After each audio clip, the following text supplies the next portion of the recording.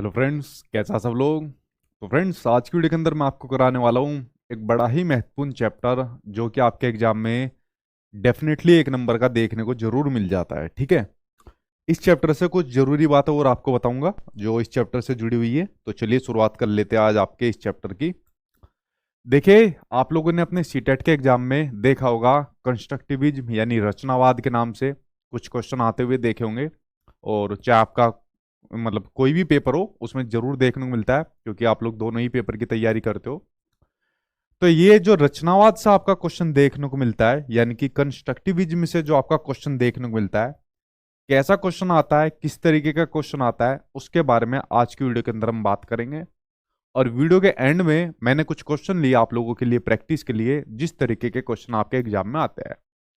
मैं कहूँ सबसे आसान क्वेश्चन आपका कंस्ट्रक्टिविज्म यानी कि रचनावाद, इससे देखने को आपको मिल जाता है। ठीक है, तो चलिए बात कर लेते हैं आज आपके इस वाले चैप्टर के ऊपर, कंस्ट्रक्टिविज्म के ऊपर। ठीक है, देखिए जो आपके सिलेबस के अंदर आपका दिया हुआ है रचनावाद यानी कि कंस्ट्रक्टिविज्म, बेसिकली आपका जो मनोविज्ञान के संप्रदाय है उसका सबसे लास्ट वाला जो आपका संप्रदाय है, जिसको निर्मितवाद या रचनावाद आप लोग कह लीजिए, इंग्लिश के अंदर जिसको कंस्ट्रक्टिविज्म के नाम से जाना जाता है, बस यही आपको पढ़ना होता है।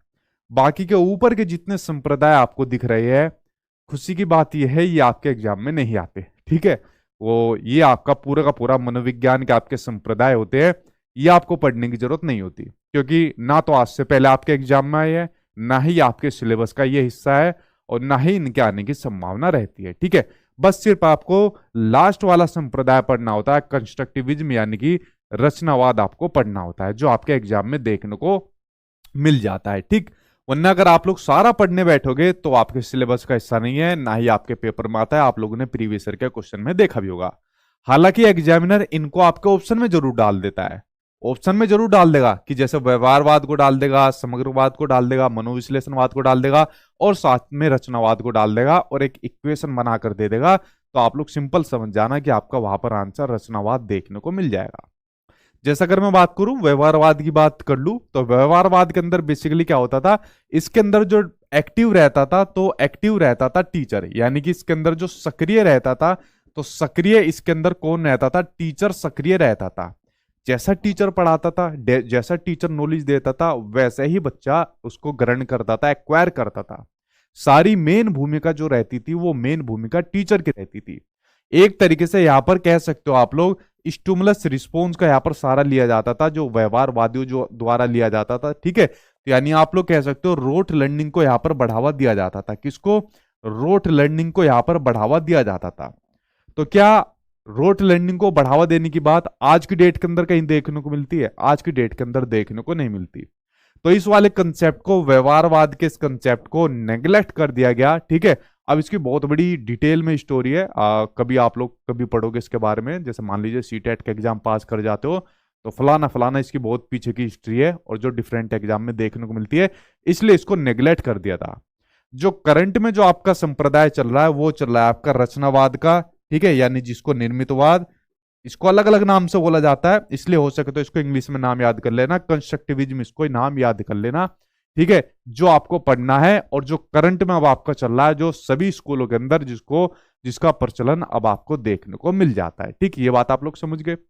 बेसिकली व्यवहारवाद के अंदर जो व्यवहारवादी हुए, और उनके अंदर से जैसे कुछ बच्चों ने पिछली बार पेपर एनालिसिस हुआ, कहा कि सर कुछ थ्योरी देखने को मिल गई, बट जैसे मैंने भी पेपर एनालिसिस करे, तो मुझे तो सच है जैसा कोई थ्योरी देखने को नहीं मिली। ठीक है, मुझे ऐसा लगेगा कि कोई थ्योरी इंपॉर्टेंट है तो मैं आपको करा दूंगा, बट मुझे ऐसा कोई थ्योरी देखने को नहीं मिली, क्योंकि मैंने सभी पेपर का लगभग जितने मेरे पास आए थे उनका मैंने एनालिसिस कर लिया है। ठीक है, तो अभी आपका लर्निंग का चैप्टर आने वाला है, अधिगम का चैप्टर आने वाला है, तो उसके अंदर मुझको लगेगा तो मैं आपको करा दूंगा। ठीक है, क्योंकि मेरी जो इंटेंशन रहती है, वो एक एक नंबर को ऐसा रहती है कि एक भी नंबर में ना छोड़ पाओ, क्योंकि मेरी तैयारी हमेशा रहती है 30 में से 30 की। ठीक है, आप लोग जब देखोगे मैं पेपर का एनालिसिस भी करता हूं, तो एक क्वेश्चन भी नया आता हूं, मैं उसको भी नहीं छोड़ता। ठीक, तो मुझे को लगेगा तो मैं अपने आप करा दूंगा, उसकी चिंता आप लोग मेरे ऊपर छोड़ देना। ठीक, तो आप लोग समझ गए।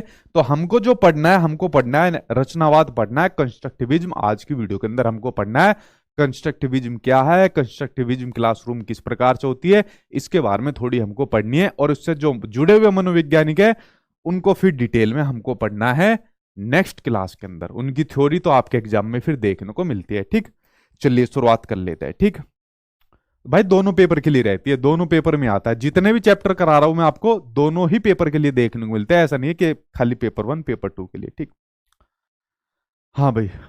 भाई तबीयत में आराम है, ठीक, तबीयत में आराम है, लेकिन थोड़ी सी एनर्जी लो है, तो बाकी तबीयत में अभी आराम है। ठीक है, चलिए बात कर लेते हैं अब रचनावाद की, कि आखिरकार रचनावाद क्या होता है। देखिए रचनावाद में बेसिकली क्या होता है, अब इसमें जो आपको मेन बात समझनी है, रचनावाद में बेसिकली यहां पर एक्टिव हो जाता है बच्चा। ठीक है, यहां पर कौन हो जाता है, जो यहां पर जो बच्चा होता है, तो बच्चा यहां पर हो जाता है भाई आपका एक्टिव हो जाता है यहां पर बच्चा। और बच्चा एक्टिव होकर क्या काम करता है, अपने ज्ञान का खुद से निर्माण करता है। क्या काम करता है, ज्ञान का खुद से निर्माण करता है बच्चा। यहां पर क्या काम करता है, खुद से निर्माण करता है, यानी खुद से कंस्ट्रक्ट करता है अपने ज्ञान का। अब खुद से अपने ज्ञान का कैसे निर्माण करता है यहां पर बच्चा, खुद से बच्चा ज्ञान का जो निर्माण करता है वो करता है अपना लर्निंग बाय डूइंग के माध्यम से। ठीक है, कैसे करता है अपने ज्ञान का निर्माण, वो करता है अपना बच्चा लर्निंग बाय डूइंग के माध्यम से। जब बच्चा खुद करके सीखता है, किससे सीखता है, जब बच्चा खुद करके सीखता है, उसके माध्यम से बच्चा अपने ज्ञान का निर्माण करता है। जो बच्चे के जो प्रीवियस एक्सपीरियंस है, यानी कि जो पूर्व अनुभव है, तो पूर्व अनुभव का यूज करके बच्चा क्या करता है, बच्चा अपने नई नॉलेज का पूर्व अनुभव का यूज करके बच्चा क्या काम करता है, अपने ज्ञान का इस्तेमाल करता है। देखिए जो व्यवहारवादी थे, व्यवहारवादियों ने बेसिकली ये कहा था कि जो बच्चा होता है वो ब्लैंक पेपर के समान होता है। ठीक है, तो बच्चे को ब्लैंक पेपर के समान मान दिया। लेकिन जो कंस्ट्रक्टिविज्म हुए, जो आपके रचनावादी हुए, उन्होंने कहा बच्चा ब्लैंक पेपर के समान नहीं है। ठीक है, जब बच्चा स्कूल में आता है तो अपनी मातृभाषा लेकर आता है, बच्चा अपने अनुभव लेकर आता है, तो इन्होंने बच्चे के ये कहा कि बच्चा स्कूल में अपनी पूंजी से लैस होकर आता है। ठीक है, और बच्चा साथ में अपने अनुभव लेकर आता है, तो वो जो पूर्व अनुभव होते हैं, उन्हीं पूर्व अनुभव का यूज करके बच्चा क्या काम करता है, अपने ज्ञान का निर्माण करता है। जैसे ये कर रहा है, अपने पूर्व ज्ञान का इस्तेमाल करके नए नए अपने ज्ञान की रचना कर रहा है। आप कहोगे सर इसके पूर्व ज्ञान है, भाई समझ लो इमेज ऐसी मिली थी तो ये इमेज बिल्कुल सही बैठ रही है। ये क्या काम करता जा रहा है, नई नॉलेज को कंस्ट्रक्ट करता जा रहा है। ये जिस तरीके का ये पुल सा कुछ बना रहा है, पुल बना रहा है, क्या कर रहा है, जो भी बना रहा है, तो आप लोग समझ लो इस इमेज के माध्यम से कि अपना क्या काम कर रहा है, अपने ज्ञान को कंस्ट्रक्ट कर रहा है, नॉलेज को कंस्ट्रक्ट करता जा रहा है। उसके अलावा क्या काम कर रहा है यहाँ पर बच्चा, बच्चे को थोड़ा सा बड़ा कर दूं ताकि आपको ये हाईलाइट हो जाए। ठीक है, बच्चों को थोड़ा सा यहां पर हाईलाइट कर दूं। ठीक है, उसके अलावा बच्चा क्या काम करता है, जो बच्चा रहता है, बच्चा यहां पर करता है अपना डिस्कवरी मेथड का यूज करता है। ठीक है, बच्चा क्या काम करता है, बच्चा यहां पर यूज करता है डिस्कवरी मेथड का। ठीक है, यानी खोजपूर्ण तरीके का मेथड का बच्चा यहां पर यूज करता है। ठीक है, यानी खुद अपना यूज करता है बच्चा, जिसमें वो अपना बच्चा खुद खोजबीन करता है। बच्चा जब बच्चा खुद किसी चीज को खोजबीन करेगा, आप लोग खुद सोचिए, अगर छोटा बच्चा है या आप लोग बड़े बच्चे भी हो, आप लोग खुद सोचने लग जाओ यार चीट के एग्जाम में 140 प्लस नंबर कैसे लाए जाएंगे। अगर आप लोग खुद खोजबीन के माध्यम में लग गए तो आप लोग ऐसी चीज ढूंढ लोगे कि 140 प्लस नंबर के आसपास जरूर पहुंच जाओगे। तो आप लोग अपने ज्ञान को कंस्ट्रक्ट करोगे या नहीं करोगे, बिल्कुल कंस्ट्रक्ट कर जाओगे आप लोग ज्ञान को। ठीक है, खोजबीन के माध्यम का जब आप लोग यूज करोगे। ठीक है, उसके अलावा अगर छोटे बच्चे की बात करें तो छोटा बच्चा क्या काम करता है, हैंड्स ऑन एक्टिविटीज का यूज करता है। किसका यूज करता है बच्चा, हैंड्स ऑन एक्टिविटीज का भी बच्चा यूज करता है, हस्तपरक गतिविधियों का भी बच्चा यूज करता है। यहां पर किसमें, अपना रचनावाद के अंदर इन गतिविधियों का भी बच्चा जो होता है अपना वो यूज करता है। ठीक है, उसके अलावा बच्चा इसमें क्या काम करता है, सामाजिक अधिगम भी करता है, यानी कि बच्चा सोशल लर्निंग भी करता है। इसी के अंदर क्या करता है, सोशल लर्निंग, यानी कि सामाजिक अधिगम भी बच्चा इसके अंदर करता है, यानी समाज से भी नई नई चीजें सीखता है। क्या काम करता है, समाज से नई नई चीजें सीखकर अपने ज्ञान की रचनाएं करता है, ज्ञान को कंस्ट्रक्ट करता रहता है। उसके अलावा बच्चा और क्या काम करता है, उसके अलावा बच्चा क्या काम करता है, जो उसके माइंड के अंदर जो मानसिक प्रक्रियाएं चलती रहती है, उन मानसिक प्रक्रियाओं का यूज करके अपने ज्ञान को और बढ़ाता रहता है और बूस्ट करता रहता है। ठीक है, तो जो मानसिक प्रक्रियाएं जो बच्चे के अंदर चलती रहती है, इन मानसिक प्रक्रियाओं का यूज करके, ठीक है, इन मानसिक प्रक्रियाओं का यूज करके बच्चा अपने ज्ञान को और इसके अंदर तेजी लाता रहता है और इनके अंदर वृद्धि करता रहता है, अपने ज्ञान को कंस्ट्रक्ट करने में यानी बढ़ाने के अंदर। क्योंकि बच्चा यहाँ कैसे रोल के अंदर है, जो बच्चे की यहाँ पर भूमिका है वो बच्चे की भूमिका है यहाँ पर एक्टिव की, यानी कि बच्चे की भूमिका है यहाँ पर सक्रिय है। यहाँ पर बच्चा कैसा है, सक्रिय है। अगर बच्चा यहाँ पर सक्रिय है तो भाई टीचर क्या है, यहाँ पर टीचर का रोल क्या है, यहाँ पर टीचर का रोल खाली इतना है कि टीचर है आपका यहाँ पर सुविधादाता। ठीक है, टीचर यहाँ पर कैसा है, टीचर है यहाँ पर है आपका सुविधादाता की रोल है कि बस आप फैसिलिटेट करने का काम करिए। ठीक है, ज्यादा और हवा में मत उड़िए, आप फैसिलिटेट करने का काम करिए। तो टीचर का रोल कैसा है, टीचर का रोल है यहाँ पर आपके सुविधादाता का रोल है कि आप बच्चों को सुविधा दीजिए, फैसिलिटेट करिए, और बाकी बच्चा अपने ज्ञान का निर्माण खुद से कर जाएगा, क्योंकि बच्चे के अंदर इतनी एबिलिटी रहती है कि बच्चा अपने ज्ञान का खुद से निर्माण कर जाए। ठीक है, तो ये वाली बातें आपके रचनावाद के अंदर कही हुई है और इसी को ज्यादा ज्यादा बढ़ावा देने की बात कही जा रही है, और यही आज के सिनेरियो के अंदर, करंट के एरा के अंदर आपका रचनावाद आपका सबसे ज्यादा चल रहा है। ठीक है, तो देखो यहाँ पर आपका कौन है, आपका बच्चा एक्टिव है। तो जब बच्चा एक्टिव होकर खुद से अपने ज्ञान का निर्माण कर रहा है तो इसलिए ही ये संप्रदाय आपका इतना ज्यादा विकसित हुआ और तभी तक आपका चलता हुआ आपको देखने को मिल रहा है। यहाँ पर कोई रोट लर्निंग आपको देखने को नहीं मिलेगी।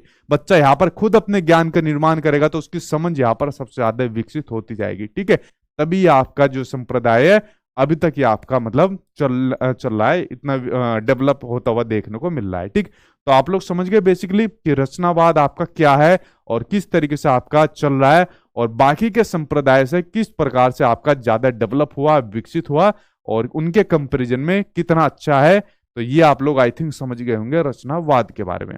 और आपके सीटेट के सिलेबस में सिर्फ आपके रचनावाद से ही क्वेश्चन आता है, बाकी और संप्रदाय से आप लोग प्रीवियस ईयर के क्वेश्चन उठा लेना, वहां पर आपका और मनोविज्ञान के जो भी संप्रदाय स्कूल है वहां से क्वेश्चन नहीं पूछा गया है। ठीक है, वरना कराने को मैं सारा करा देता, लेकिन मनोविज्ञान आपके एग्जाम में नहीं आता है तो उसमें करा ही क्या सकते हैं।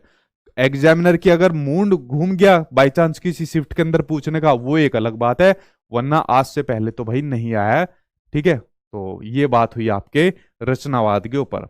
अब देखिए रचनावाद के बारे में एनसीईआरटी क्या कहता है, उनके बारे में कुछ पॉइंट के ऊपर नजर डाल लेते हैं। ये कुछ एनसीईआरटी के पॉइंट है जो मैं आपके लिए लेकर आया हूं कि एनसीईआरटी क्या कहता है, उसके बारे में जरा नजर डालते हैं। आपके कमेंट चले गए, कमेंट के ऊपर नजर डाल लेते हैं। ठीक है, ठीक है सर जी, लास्ट पॉइंट रिपीट करना। लास्ट पॉइंट कौन सा भाई, अब तो चला गया बोर्ड के ऊपर से।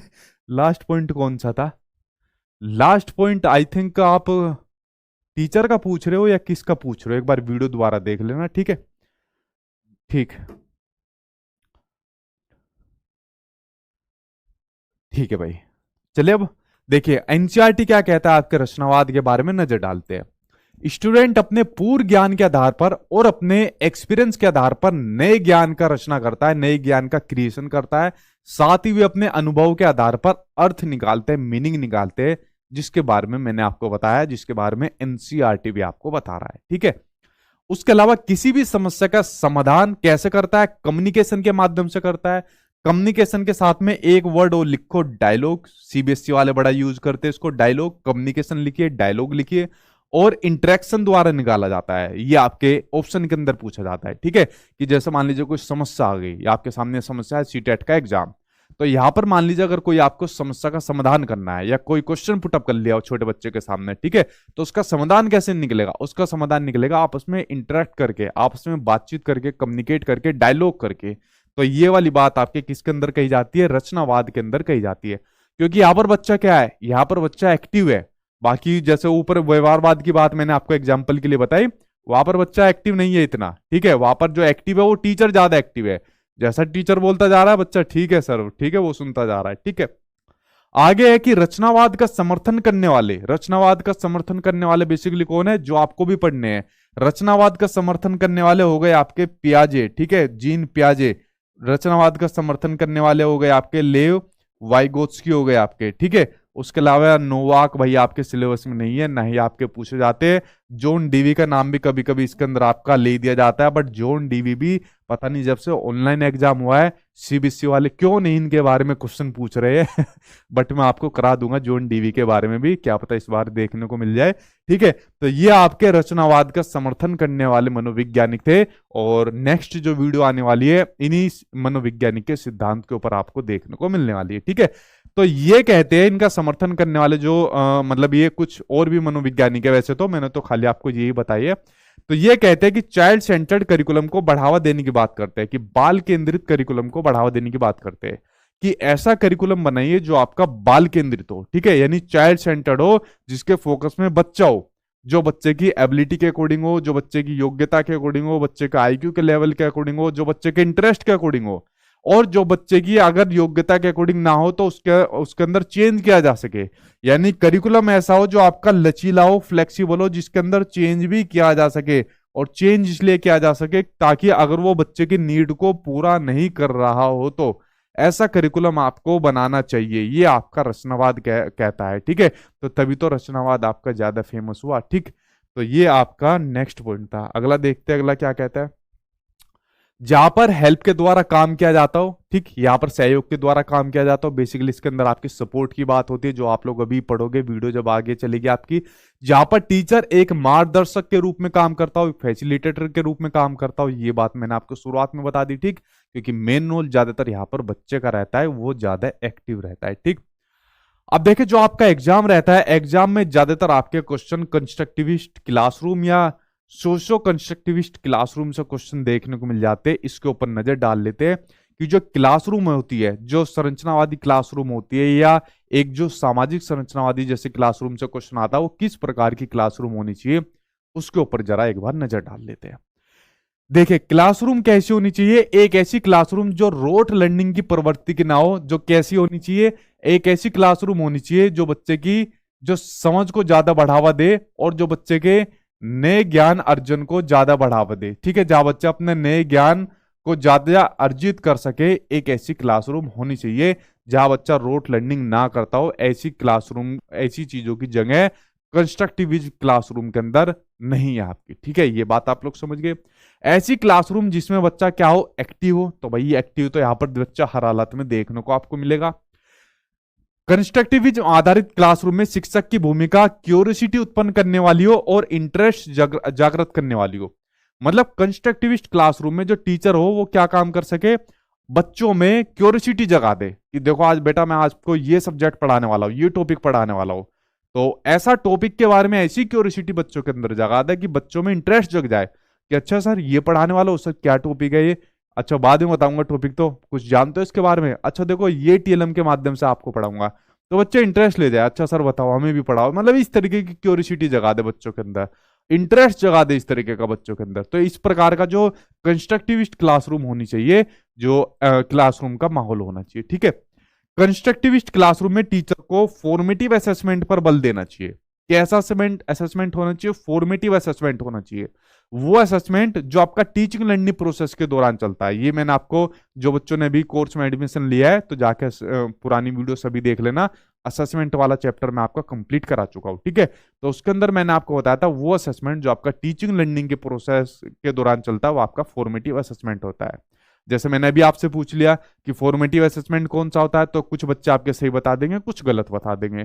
तो जो गलत बता देंगे उनको मैं अभी सही बता दूंगा कि बेटा ये नहीं होता है, ये वाला सही होता है। ठीक है, तो मैंने क्लास के दौरान ही उनको सही करा दिया, तो ये कौन सा हो जाएगा, ये आपका फॉर्मेटिव असेसमेंट होता है। तो ये वाला असेसमेंट सही माना जाएगा ना, कि भाई जो आपने गलत बताया, कमेंट बॉक्स के अंदर गलत बताया, तुरंत मैंने उसको सही करा दिया। तो इस वाले असेसमेंट को आपको ज्यादा फोर्स करने की, बढ़ावा देने की बात करता है आपका कंस्ट्रक्टिविस्ट क्लासरूम, जो आपकी क्लासरूम होती है। आपके इसकी बात हो तो प्रोजेक्ट पर बल देना चाहिए। इसमें कंस्ट्रक्टिविस्ट क्लासरूम में प्रोजेक्ट पर भी बल देना चाहिए, बच्चे के पोर्टफोलियो पर भी बल देना चाहिए। ठीक है, बच्चे के पोर्टफोलियो वगैरह पर भी बल देना चाहिए। तो ये सब तरीकों पर बल देना चाहिए अगर बच्चे के यहाँ पर असेसमेंट की बात आपको देखने को मिल रही है तो। ठीक है, ऐसी क्लासरूम के अंदर ये सब चीजें आपकी होनी चाहिए।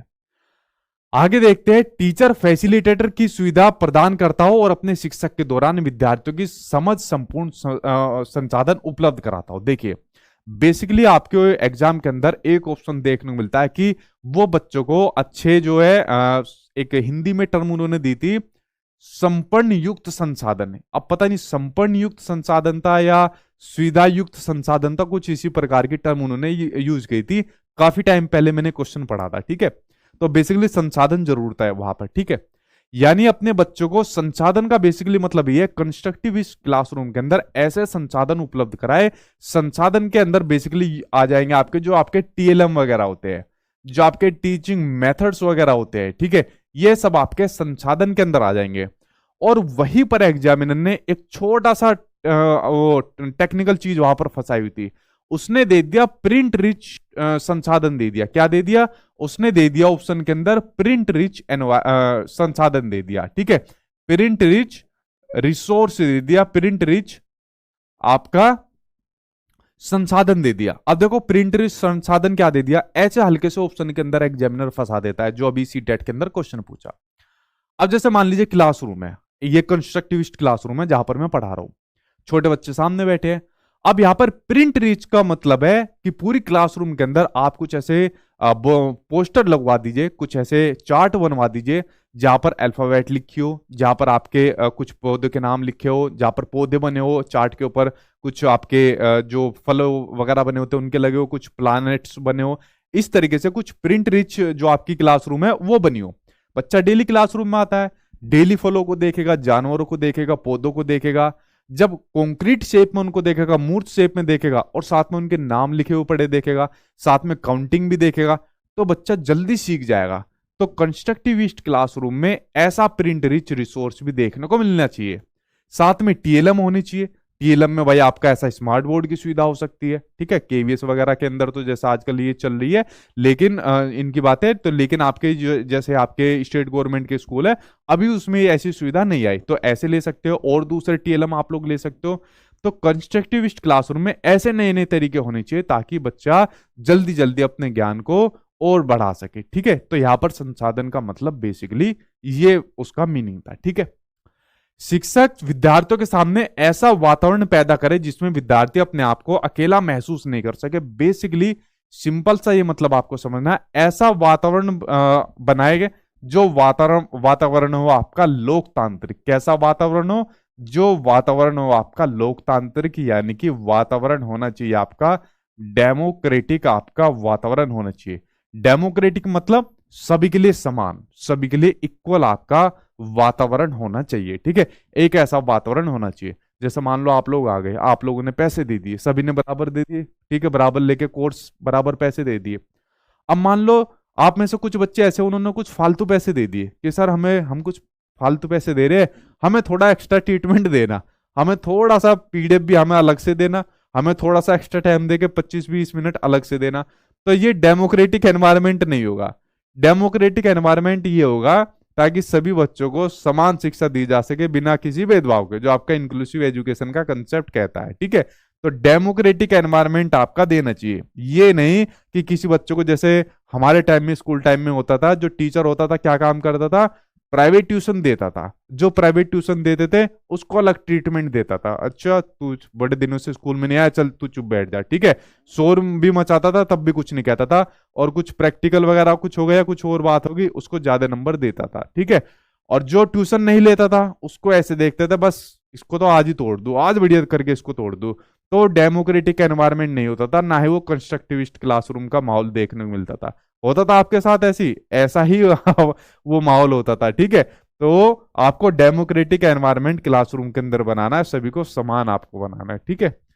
आप लोगों को याद आ गई होगी अब अपने क्लास टीचर की, कि कौन आपका ऐसा क्लास टीचर था जो आपका ऐसा माहौल बना कर रखता था, ठीक है। चलिए अब बात कर लेते हैं कंस्ट्रक्टिविस्ट के आपके टाइप्स की, कंस्ट्रक्टिविस्ट के आपके प्रकार की बात कर लेते हैं। अगर यहां तक आपको कोई परेशानी हुई तो बताइए, ठीक है। बाला, हाँ बाला इसको कह सकते हो कि बिल्डिंग एज जो लर्निंग एड, ठीक है। बाला का एक बच्चे ने पूछा, तो बाला को अगर मैं बताऊं, कहा गया बाला भाई, बाला का पूछ रहे, देखे बाला का बेसिकली अगर मैं आपको बताऊं, बाला का मतलब होता है बिल्डिंग एज लर्निंग एड। अगर इसकी फुल फॉर्म की बात करें, ठीक है, बाला के फुल फॉर्म की बात करें कि बिल्डिंग को एक लर्निंग एड की तरह माना जाएगा। बेसिकली अभी आपका लर्निंग का चैप्टर आने वाला है, लर्निंग के चैप्टर के अंदर आपके लर्निंग एड आने वाले हैं, ठीक है। तो उसी के अंदर आपका बाला भी आ जाएगा। अब अभी आपने बीच में मतलब पूछ लिया, और बीच में मतलब इसलिए आपने पूछा कि जो मैंने आपको प्रिंट रिच वो जो बताया हुआ है, रिसोर्स बताया हुआ है, उसी से आपने मतलब पूछा है कि सर जैसे बाला भी हो सकता है, ठीक है। बाला आप लोग इसके ले सकते हो, लेकिन वहां पर पूरा का पूरा क्या किया जा रहा है, वहां पर पूरे स्कूल को वहां पर प्रिंट किया जा रहा है, पूरी बिल्डिंग को, दीवार को, सब चीज को वहां पर किया जा रहा है, ठीक है। यहाँ पर क्लासरूम के संसाधन की बात की जा रही है, जो उसके अंदर है, सिर्फ क्लासरूम के अंदर जो संसाधन है, ठीक है। तो बाला तो एक बहुत बड़े व्यापक रूप से आपका हो जाएगा। लर्निंग के टूल्स आने दीजिए, मैं आपको बाला भी बता दूंगा, ठीक है। चलिए बात कर लेते हैं टाइप्स ऑफ कंस्ट्रक्टिविज्म की, बात कर लेते हैं, ठीक है। जो ट्यूशन पढ़ता था वो गधा, जो गधा भी होशियार, और जो ट्यूशन न लगाए वो डकैत जैसे ट्रीट करते थे। हाँ भाई, यही हाल होता था, ठीक। हाँ ठीक है, ठीक, ठीक है। चलिए अब बात कर लेते हैं कंस्ट्रक्टिविस्ट के टाइप्स की, यानी कंस्ट्रक्टिविस्ट के प्रकार की, रचनावाद के प्रकार की। देखिए पहला देखने को मिलता है आपका कोग्निटिव कोग्निटिव कंस्ट्रक्टिविज्म देखने को मिलता है, ठीक है। संज्ञानात्मक रचनावाद देखने को मिलता है, जो आपका बेसिकली पियाजे साहब द्वारा दिया गया है ये।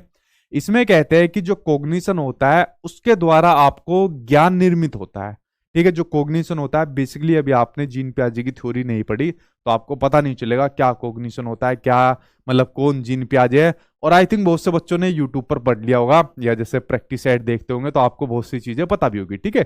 तो बेसिकली इन्होंने ये कहा था कि रचनावाद जो होता है, जो आदमी अपने ज्ञान का निर्माण करता है, वो कोग्निशन द्वारा करता है। जो हमारे माइंड के अंदर जो प्रक्रियाएं चलती रहती है उनके द्वारा अपने कोग्निशन का यूज करके वो ज्ञान का निर्माण कर लेता है। उसी के अलावा दूसरे मनोवैज्ञानिक देखने को मिले, जो आपके थे लेव वाइगोत्स्की साहब। लेव वाइगोत्स्की ने कंसेप्ट दिया आपका सोशल कंस्ट्रक्टिविज्म का, यानी कि सामाजिक रचनावाद का। किसका? सामाजिक रचनावाद का, जो आपके सीटेट के एग्जाम में ये वाला सबसे ज्यादा देखने को मिलता है, ठीक है। किसका? सामाजिक रचनावाद का। तो लेव वाइगोत्स्की ने जो आपका दूसरा कंसेप्ट दिया सामाजिक रचनावाद का, सोशल कंस्ट्रक्टिविज्म का, ये कहता है कि जो बच्चे अपने ज्ञान का निर्माण करता है, ज्ञान को निर्मित करता है, वो समाज से इंटरेक्ट करके करता है। किससे? समाज से, सोसाइटी से इंटरेक्ट करके करता है। लेव वाइगोत्स्की ने जो अपने सोशल कंस्ट्रक्टिविज्म के अंदर ये वाली बात कही थी, ठीक है। और आपके एग्जाम में वाइगोत्स्की साहब का सबसे ज्यादा देखने को मिलता है, ठीक है, ना कि आपके प्याजे साहब का इतना देखने को मिलता है। अभी तक तो नहीं आया था, ठीक है। तो प्याजे साहब का अगर आपको आ जाए तो आप लोग बता सकते हो कि प्याजे साहब ने आपका जो कोग्निटिव कंस्ट्रक्टिविज्म दिया था, प्याजे ने दिया था, जिसमें कोग्निशन के द्वारा ज्ञान का निर्माण होता है। रेडिकल कंस्ट्रक्टिविज्म भी इनको कहा जाता है, जीन प्याजे को कहा जाता है। नेक्स्ट वीडियो जो आने वाली है इन्हीं के ऊपर आने वाली है, डिटेल में जो इनका सिद्धांत आने वाला है, ठीक है। और बाकी वाइगोत्स्की ने कहा था कि जो रचना करता है बच्चा अपने ज्ञान की, वो समाज से, सोसाइटी से इंटरेक्ट करके करता है। उसके बाद अगला सिद्धांत फिर इनके ऊपर आएगा, डिटेल में आएगा, ठीक है। अब इन्होंने बेसिकली कुछ टर्म दी थी। आज से पहले सीटेट के एग्जाम में टर्म नहीं आती थी, बट इस बार ये टर्म आपको देखने को मिलेगी, ठीक है। अब ये टर्म इन्होंने बेसिकली अपने सिद्धांत से संबंधित दी, ठीक है। सामाजिक रचनावाद से संबंधित दी, सामाजिक रचनावाद से संबंधित ये आपकी टर्म दी थी कि जो बच्चा अपने ज्ञान का जो निर्माण करता है उसके लिए बेसिकली टर्म दी थी। उसी से संबंधित ये आपके 3 स्टेप है, ये 3 आपके चरण है कि किस प्रकार से बच्चा निर्माण करता है ज्ञान का। उसमें पहला आपका सोशलाइजेशन। सोशलाइजेशन के अंदर बच्चा क्या काम करता है? जो समाज होता है, समाज के यहाँ पर बच्चा नियमों को मानकर फिर ज्ञान की रचना करता है। समाज के अंदर कौन आ जाता है? उसका परिवार आ जाता है, स्कूल आ जाता है, आसपास के एनवायरनमेंट के अंदर लोग आ जाते हैं। उनके नियम जो भी रहते हैं, उनकी जो बातें होती है उनको मानकर फिर अपने ज्ञान का निर्माण कर लेता है। दूसरा आ जाता है आपका इंटर सब्जेक्टिविटी। सीटेट के एग्जाम के अंदर देखने को मिला आपका इंटर सब्जेक्टिविटी।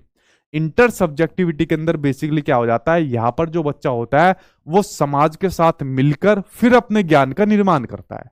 समाज के साथ मिलकर कैसे? या तो अपनी फैमिली के साथ मिलेगा, या अपने स्कूल के टीचर, अपने दोस्त यार के साथ मिलेगा, या आसपास के एनवायरनमेंट के साथ मिलेगा, और मिलकर फिर अपने ज्ञान का निर्माण करता है, ठीक है। उसके बाद आ जाता है आपका इंटरनलाइजेशन, जब अपने आप आदमी ज्ञान का निर्माण खुद अपने अंदर झांक कर खुद इंटरनलाइजेशन करके करता है, ठीक है। तो ये आपका इंटरनलाइजेशन के अंदर आ जाएगा। ठीक है, तो इस प्रकार से ये 3 प्रोसेस आपके इन्होंने बताए थे। अब देखिए, जो आपका सोशल कंस्ट्रक्टिविस्ट अप्रोच है, इसके द्वारा आपकी मीनिंगफुल लर्निंग या फिर कह सकते हो मीनिंगफुल लर्निंग के साथ में आपकी जो ये क्लासरूम है वो किस प्रकार की होनी चाहिए, जरा उसके बारे में कुछ इंपॉर्टेंट पॉइंट देख लेते हैं, क्योंकि यहां से भी क्वेश्चन आपके पूछे जाते हैं कि सोशल कंस्ट्रक्टिविस्ट क्लासरूम कैसी होनी चाहिए, क्या उसकी विशेषता होनी चाहिए या क्या विशेषता नहीं होनी चाहिए, ऐसा भी एग्जामिनर पूछ लेता है। तो आप जरा इनके पॉइंट देख लीजिए, मेन मेन इसकी विशेषता देख लीजिए। अगर नेगेटिव आ जाएगा तो नेगेटिव आप लोग खुद निकाल सकते हो। देखिए, अगर बात करें मीनिंगफुल लर्निंग की या सोशो कंस्ट्रक्टिविस्ट क्लासरूम की बात करें या कंस्ट्रक्टिविस्ट क्लासरूम ऑलरेडी आप लोग पढ़ चुके हो, सब उसी का एक तरीके से आपका हिस्सा है। उसके अंदर आपको क्या देखने को मिलना चाहिए, क्लास डिस्कशन मिलना चाहिए। जो भी आपकी कंस्ट्रक्टिविस्ट क्लासरूम होगी उसके अंदर आपका डिस्कशन होना चाहिए। डिस्कशन के माध्यम से क्या होता है, बच्चे आपस में एक दूसरे से इंटरेक्ट करके सीखते हैं और एक्टिव तरीके से सीखते हैं। तो क्लास डिस्कशन हो जाएगा। और क्लास डिस्कशन में कैसे सीखेंगे, एक्टिव तरीके से बच्चा यहां पर सीखेगा। कैसे एक्टिव तरीके से यहां पर बच्चा सीखेगा और आपस में इंटरेक्ट करके सीखेगा। कैसे सीखेगा बच्चा, बच्चा यहां पर सीखेगा आपस में इंटरेक्ट करके, यहां पर बच्चा सीखेगा। ठीक है, दूसरा हो जाएगा आपका डिस्कवरी लर्निंग। देखिए, कोई भी आपकी क्लासरूम हो गया, मीनिंगफुल लर्निंग जिसके अंदर आपको देखने को मिलेगी, उसके अंदर आपका डिस्कवरी लर्निंग जरूर होगी, जिसके बारे में मैंने आपको शुरुआत में बताया। एनईपी 2020वीं इसको ज्यादा से ज्यादा बढ़ावा देने की आपकी बात कर रही है। कौन, आपकी एनईपी 2020वीं ये कह रही है कि डिस्कवरी लर्निंग को ज्यादा से ज्यादा बढ़ावा दो, जिसमें बच्चा अपना खोजबीन करके कुछ चीजों को सीख पाए। आपने बच्चों को कोई काम दे दिया, ठीक है, नोट होमवर्क, नोट असाइनमेंट, मतलब ये इस प्रकार का काम नहीं होना चाहिए। आपने XYZ कोई काम दे दिया कि बेटा जा आप अपने जो बॉडी होती है, जो ह्यूमन बॉडी होती है, उसके बारे में कोई मतलब कुछ विशेषता लिख के लाइए। ठीक है, तो बच्चा घर जाएगा, घर जाके वो अपनी बॉडी के बारे में विशेषता लिखेगा। फिर अपने आसपास के लोग हैं उनसे पूछेगा, जो बुजुर्ग है उनसे पूछेगा, जो छोटे बच्चे उनसे उनसे बारे में पूछेगा। तो ये सब विशेषता बच्चा ऑब्जर्वेशन के माध्यम से अपने पास ये डेटा कलेक्ट करेगा और फिर अगले दिन स्कूल में जाकर लिखेगा। तो बच्चे ने क्या काम करा, बच्चे ने एक्टिव होकर चीजों को, एक्टिव होकर डेटा को कलेक्ट करा और फिर चीजें सीखी और अगले दिन जाकर टीचर के सामने प्रेजेंट करा। जबकि होमवर्क देकर और अपना कुछ असाइनमेंट कलेक्ट कराकर टीचर को दे दिया तो वो आपकी सिर्फ एक रोट लर्निंग की तरफ बढ़ावा देती है, और रोट लर्निंग हमको बच्चों को नहीं करानी। ठीक है, अगला है सेल्फ इनिशिएटेड इंक्वायरी।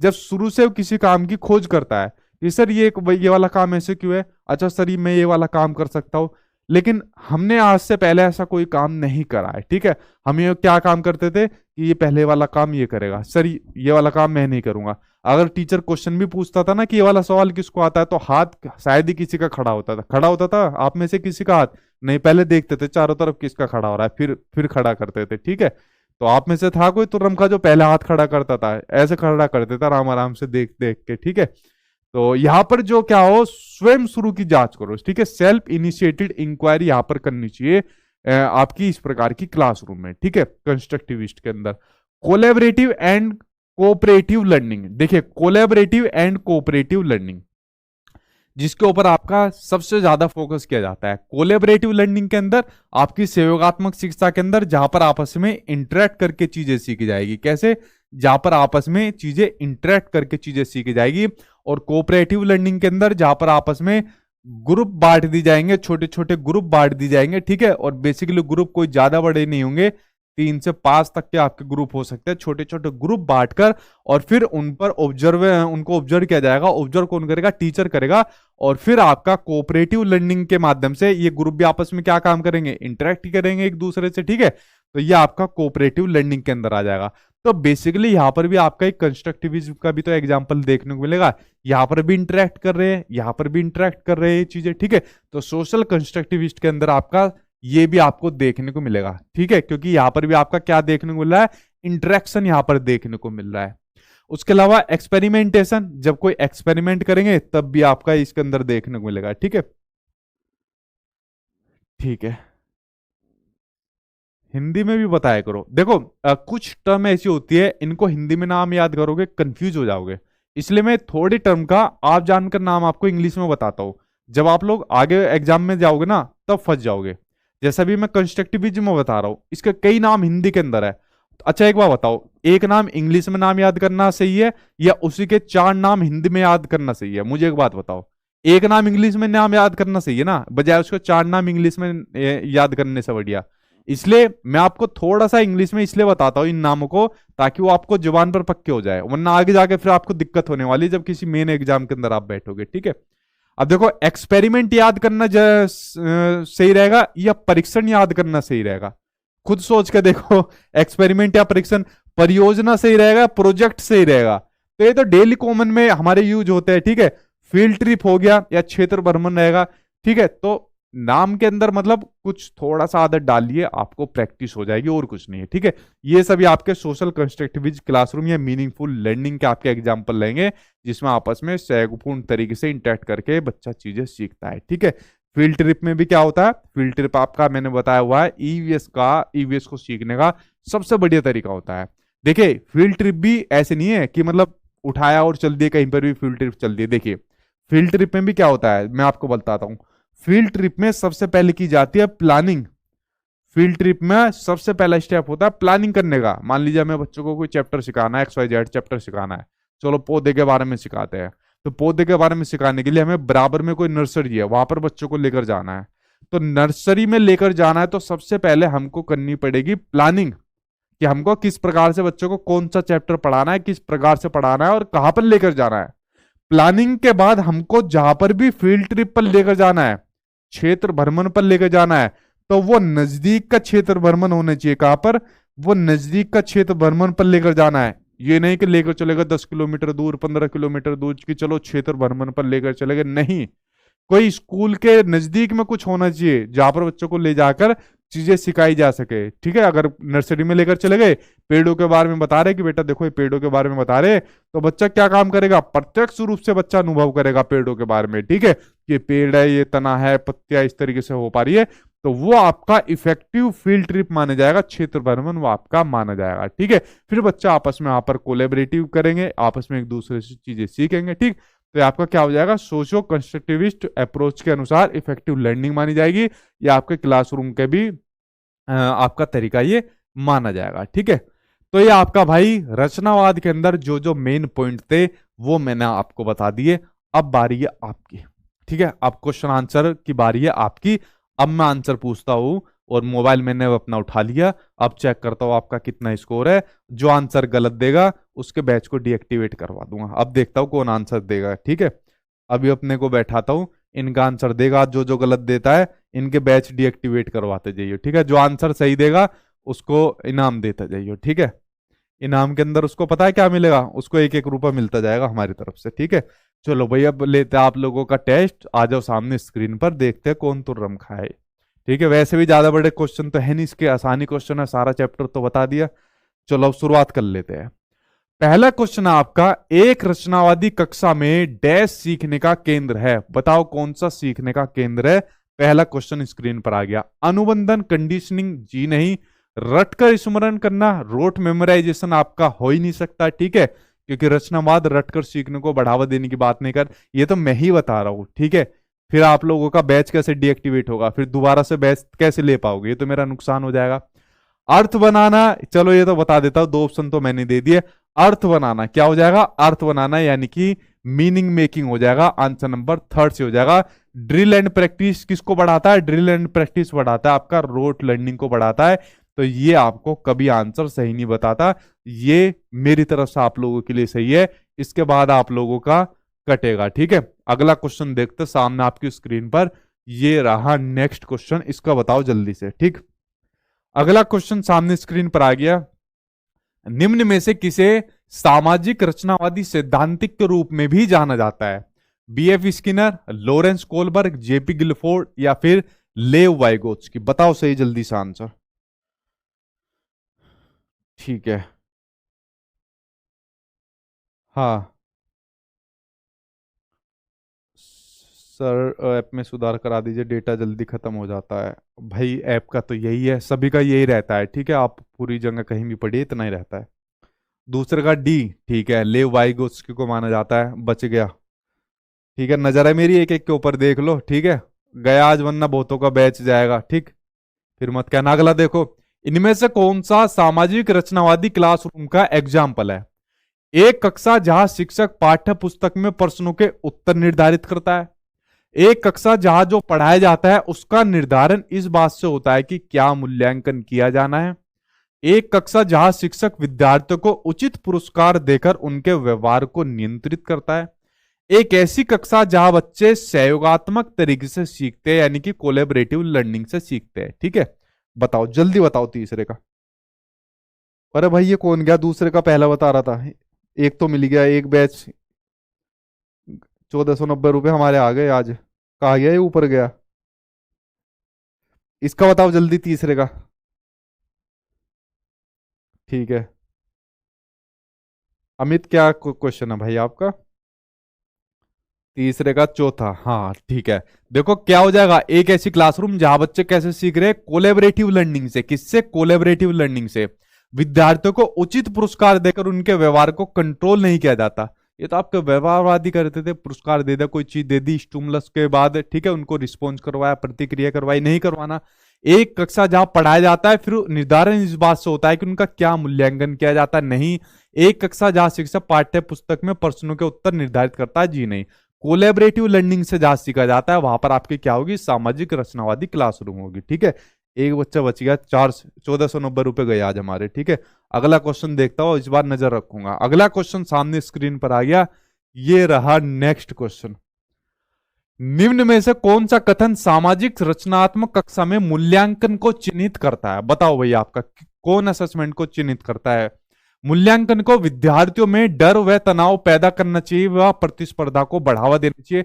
देखो ये तो बिल्कुल सही आंसर है भाई, पहला ही आंसर आपका सही हो गया, कंपटीशन को बढ़ावा देना चाहिए। तो मैं तो पहले के साथ हूं। ठीक है, पहला ही आंसर आपका सही हो जाएगा, लेकिन बाकी भी पढ़ लेते एक बारी को। ठीक है, एक बार बाकी पढ़ के देख लेते हैं। अगला है, मूल्यांकन में विविध प्रकार के तरीके जैसे पोर्टफोलियो, कक्षागत अंतःक्रिया शामिल होना चाहिए। ये तो बिल्कुल नहीं हो सकता, दूसरे वाला तो हो ही नहीं सकता किसी भी हालत में। जो दूसरे वाला देगा तो समझ लो वो तो हो ही नहीं सकता दूसरा। मूल्यांकन बच्चे के जानकारी के प्रत्यय स्मरण की क्षमता को बढ़ाने के लिए किया जा सकता है, इसका तो मुझे नहीं पता क्या है। मूल्यांकन को केवल बच्चों को क्या नहीं जानती पर केंद्रित होना चाहिए, बच्चा ये बच्चे क्या नहीं जानती, इसका मुझे भी नहीं पता। बताओ इसका चौथे का बताओ सही आंसर क्या होगा, इसका बताओ जल्दी से। चौथे का, चौथे का, चौथे का दो दे रहे हैं भाई, इनके नाम लिख जो दो दे रहे हैं। ठीक है, दो क्यों दे रहे हो भाई? चौथे का ए, हाँ अब सही आए ए वाले, कहा गए ए वाले। चौथे का तीन, हाँ ठीक है, ए वाले कहा गए, ए तीन गए गए गए, जल्दी जल्दी ये ए वाले और तीन वालों को पकड़ने जल्दी। ठीक है भाई ठीक है। अरे गधो, फंस गए। मूल्यांकन को चिन्हित करता है, इतनी जल्दी फंस गए, तुम्हारे बैच जो है ना वाकई में डीएक्टिवेट करना पड़ेगा। अरे विद्यार्थियों में डर व तनाव पैदा करना चाहिए, बच्चों में डर और तनाव पैदा करने की बात कभी मैंने कही है? कभी नहीं करना चाहिए आपको बच्चों में डर और तनाव पैदा। एकदम ही मैंने फंसाया तो फंस गए। ठीक है, बता दिया ये और तीसरे के साथ। जो बच्चे अड़े हुए थे सेकंड पर, उनका आंसर सही है कि विविध प्रकार के तरीके, पोर्टफोलियो होना चाहिए। पोर्टफोलियो तो मैं बता चुका उनको, तो पोर्टफोलियो होना चाहिए, कक्षागत अंतःक्रिया होना चाहिए, आपस में इंटरेक्शन होना चाहिए। तो सेकंड आंसर आपका सही होना चाहिए। बता यार कैसे बच्चों यार फंस गए। ठीक है, क्या करोगे यार, अभी भी सी दे रहे हैं, थर्ड दे रहे हैं। थर्ड कौन सा है? मूल्यांकन बच्चों की जानकारी के प्रत्यय स्मरण, याद करने की क्षमता को बढ़ावा देता है। यार याद करने के साथ जाओगे, बताओ यार, नाम मिट्टी में मिलवा दिया यार, हटाओ। अब कितनों के बैच डीएक्टिवेट करेंगे यार, ऐसा पैसा नहीं चाहिए भाई आपका। अगला क्वेश्चन देखो, अगला क्वेश्चन सामने स्क्रीन पर है, और इसका किसी ने गलत बता दिया तो इसका वाकई में आपके बैच से ले लूंगा। ठीक है, इसका क्वेश्चन आपका लास्ट क्वेश्चन है, अगर इसका किसी ने गलत बता दिया। देखो अब इसका सही से बता देना। ठीक है, एक सामाजिक रचनावादी क्लासरूम में सीखना किसको प्रोत्साहित किया जाता है? ठीक है, सीखना किसको प्रोत्साहित किया जाता है? अधिसंज्ञानात्मक कौशल, ये तो नहीं होने का। स्वनियमता, क्रिटिकल थिंकिंग, ये हो जाएगा। प्रॉब्लम सॉल्विंग, ये हो जाएगा। समस्या समाधान, ये भी नहीं होगा। अर्थहीन, ये भी नहीं होगा। अब बताओ सही आंसर क्या हो जाएगा? ठीक है, देखो अब जरा किसको कितने आ जाएंगे। ठीक है, बताओ जल्दी से, बताओ बताओ। प्राइज दीजिए सर, प्राइज ने तुम्हारे टांगे तोड़ेंगे जो है, उल्टे सीधा आंसर बताते हो। अच्छा ये हटा देता हूँ, फंसोगे नहीं अब के। बताओ जल्दी आंसर। पांचवे का सी, पांचवे का सी यानी थर्ड। सी के साथ जाते जा रहे हो, दो वाले भी आ गए, दो और तीन, दो तीन में लड़ाई चल रही है, दो तीन दो तीन। ठीक है, चौथा नहीं होगा ये, पांचवा। चौथा नहीं होगा, चौथे के साथ ए वाला भी आ गया, तीसरा और चौथा। ठीक है, देखो भाई यहाँ पर किसकी बात हो रही है, रचनावादी क्लासरूम में सीखने को कैसे प्रोत्साहित कर सकते हो। पहली चीज आ गई आपकी क्या, मेटा कॉग्निशन। मेटा कॉग्निशन में बच्चा क्या काम करेगा, अपनी सोच को और ज्यादा बढ़ाएगा, ठीक है, यानी और ज्यादा डीप लेवल पर ज्यादा सोचेगा। तो पहला तो आपका सही हो जाएगा। सेल्फ रेगुलेशन करेगा, ठीक है, अपने आप को क्या काम करेगा, रेगुलेट करेगा। तो दूसरा भी आपका ठीक हो जाएगा। क्रिटिकल थिंकिंग का यूज करेगा, ठीक है, तो क्रिटिकल थिंकिंग तो गधो जहां पर भी आ जाएगी, वो तो अपने आप ही ठीक हो जाएगी। प्रॉब्लम सोल्विंग करेगा, समस्या का समाधान करेगा, ये भी अपने आप ही क्या हो जाएगी, अपने आप ठीक हो जाएगी। मीनिंगलेस ड्रिल एंड रिहर्सल, ठीक है, मीनिंगलेस नहीं मीनिंगफुल होता, और ड्रिल नहीं होता यहां पर, तो आपका सही हो जाता है, ठीक है। तो ये गलत हो जाएगा, पहला दूसरा तीसरा चौथा। तो पहला दूसरा तीसरा चौथा आपका सही हो जाएगा। कहा है यार, ऑप्शन में नहीं है। अच्छा ये है ना, पहला दूसरा तीसरा चौथा, तो थर्ड, थर्ड आंसर यहां पर आपका सही हो जाएगा, ठीक है। तो इस तरीके से आपके जो क्वेश्चन थे वो कंप्लीट हो गए, और एक एक क्वेश्चन के अंदर आप फंस गए। तो ये चीज देखकर बड़ा अचंभा हुआ यार, मतलब कोई भी फंसा सकता है। तो ये आपका चैप्टर खत्म हो गया। अब इसके बाद जो मैं आपको कराऊंगा, वो कराने वाला वो आपको पियाजे की थ्योरी आएगी, उसके बाद वाइगोत्स्की की थ्योरी आएगी, उसके बाद बाकी के जो आपके चैप्टर है वो आने वाले हैं, ठीक है। तो इन सभी के ऊपर फिर मैं आपको कराने वाला हूँ। कोई सवाल हो, कोई क्वेश्चन हो, वो आप लोग पूछ सकते हो, जल्दी से पूछिए, ठीक है। सर मेरा नाम ले लीजिए। ठीक है, माधव कुमार ले दिया भाई आपका नाम, ठीक। सर रिमीडियल टीचिंग क्या होता है, प्लीज बता दीजिए। रिमीडियल टीचिंग मतलब ये होता है, डायग्नोस्ट करने के बाद जो उपचारात्मक शिक्षण दिया जाता है वो आपकी रिमीडियल टीचिंग होती है। जैसे मान लीजिए अभी आप इस क्वेश्चन के अंदर फंस गए, तो मैंने डायग्नोस्ट कर लिया कि यार बच्चे जो है ना उनके अंदर कॉन्फिडेंस नहीं है, मतलब मैंने अगर कोई क्वेश्चन के अंदर फंसाया तो बहुत जल्दी फंस गए, अपनी बात पर कायम नहीं रह पाए, तो मैंने इस चीज को डायग्नोस करा। तो डायग्नोस करने के बाद अब मैं क्या काम करूंगा, अगली बार कुछ ऐसे ऐसे मेथड का यूज करूंगा ताकि आपके कॉन्फिडेंस को और बढ़ा सको, और ताकि आप लोग अपने किसी, आपने कोई आंसर दे दिया और वो आंसर सही है तो आप उसके ऊपर अटल रह जाओ, ठीक है। इस प्रकार से आपको उपचारात्मक शिक्षण दूंगा, नए नए तरीकों के माध्यम से दूंगा, नए नए टीएलएम के माध्यम से दूंगा, ताकि आपका कॉन्फिडेंस बढ़ा रहे। मैं 10 बार ये कहूंगा कि नहीं इसका आंसर ये होगा, आप कहोगे नहीं सर आंसर यही है जो हम कह रहे हैं, ठीक है। तो ये आपका रिमिडल टीचिंग के द्वारा हो पाएगा, ठीक है, यानी जब आपको उपचारात्मक शिक्षण दिया जाएगा, ठीक। और पूछे कोई सवाल है तो आपका, ठीक। हाँ ठीक है। हाँ मसीहा बेगम ले लिया आपका नाम। सर मैं नहीं फंसा था, राजीव कुमार। अच्छा, जो नहीं फंसे वो अच्छी बात है, ठीक है। हाँ मैंने खाना खा लिया भारती।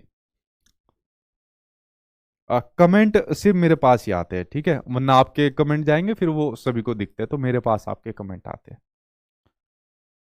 ठीक है। ठीक है सर, ये समय फीडबैक के लिए अनुकूल समय होता है नौकरी करने वालों के लिए। हाँ चंदन जी, मतलब ये टाइम फ्री होता है बिल्कुल आराम से, मतलब मुझे पास भी तसल्ली से होता है। फिर दोपहर में कराते, शाम को कराते हैं तो डिस्टरबेंस रहती है, ठीक है। ठीक है, पुरस्कार दीजिए या आशीर्वाद दीजिए कि 140 नंबर आए, मेरा सब सही था। हाँ सत्यम। मतलब आशीर्वाद ही देंगे भाई, आप लोग 140 प्लस बहुत बच्चे इस बार लेकर आए, ठीक है, तो आशीर्वाद दिए आप लोगों के साथ, और मुझे उम्मीद है मतलब आप लोग लेकर आओगे, पिछली बार बहुत बच्चे लेकर आते बहुत। वो तो थोड़ा सा ईवीएस के अंदर दिक्कत हो गई थी जहां पर दो चार बच्चों के नंबर कटे, वरना बहुत लेकर आते, तो आप लोग लेकर आओगे, ठीक। हाँ ठीक है।